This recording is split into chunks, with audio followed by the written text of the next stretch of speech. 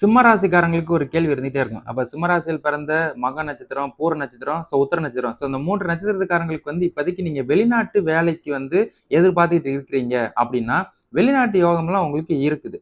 உங்களுக்கு குரு அதிசார பயிற்சி ஆகப் போறாருன்றத கேள்விப்பட்டிருப்பீங்க. அப்ப அடுத்த மாசம் 9ஆம் தேதி, அக்டோபர் 9ஆம் தேதியிலிருந்து இந்த டிசம்பர் 22ஆம் தேதி வரைக்கும் ராசிக்கு 12ல உங்களுக்கு குரு உச்சம் பெற்று நிக்கப் போறாரு. அப்ப 12ஆம் இடம் உங்களோட போகஸ்தானம். இந்த போகஸ்தானம் அப்படின்னு வரும்போது சிலருக்கு இது வரைக்கும் வெளிநாட்டு முயற்சிகள் தடை தடங்கள் காரியங்கள் தாமதமாகிட்டு இருந்திருக்கலாம். இல்ல விசா ப்ராசஸ் உங்களுக்கு ஸ்லோவா இருக்கலாம். இல்ல நீங்க வேற ஏதாவது மைக்ரேஷன் பண்றக்கூடிய விஷயங்கள் டவுனா இருந்துச்சுன்னா உங்களுக்கு அடுத்த மாசம் இந்த வெளிநாட்டு வாய்ப்புகளை இவர் ஏற்படுத்துவார். அப்போ 74 நாள் வாய்ப்பு இருக்குது.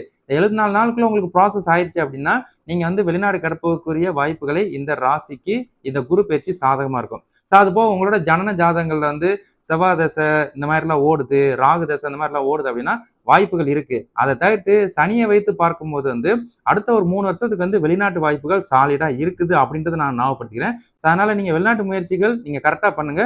கண்டிப்பா உங்களால வெளிநாட்டுல போய் வேலை செய்யக்கூடிய வாய்ப்புகளை இவர் ஏற்படுத்துவாரு. அது போக இன்னொரு ஒரு கேள்வி எல்லாத்துக்குமே இருந்துட்டே இருக்கும். அப்ப நாங்களாம் வெளிநாட்டுல தான் இருக்கிறோம், ஊருக்கு போயிருவோமா, மறுபடியும் எங்களோட ஹோம் டவுனுக்கு வந்துருமா அப்படின்ற ஒரு கூட்டுல இருக்கிறவங்களுக்கும் உங்களுக்கும் வாய்ப்புகள் இருக்கு. இந்த ஷார்ட் பீரியட்ல எதிர்பார்க்கிறவங்களுக்கு இப்ப ஷார்ட் பீரியட்னா அடுத்த ஒரு 2.5 மாசத்துல எங்களுக்கு இது நடக்குமான்னு கேட்டா அடுத்த 2.5 மாசத்துல வெளிநாட்டுல இருக்கிறவங்க உள்நாட்டுக்கு வரதும், உள்நாட்டுல இருக்கிறவங்க வெளிநாட்டு போறதுக்குரிய வாய்ப்புகளை இந்த குரு பயிற்சி உங்களுக்கு வாய்ப்புகளை ஏற்படுத்துவார் அப்படின்றத நான் ஞாபகப்படுத்திக்கிறேன்.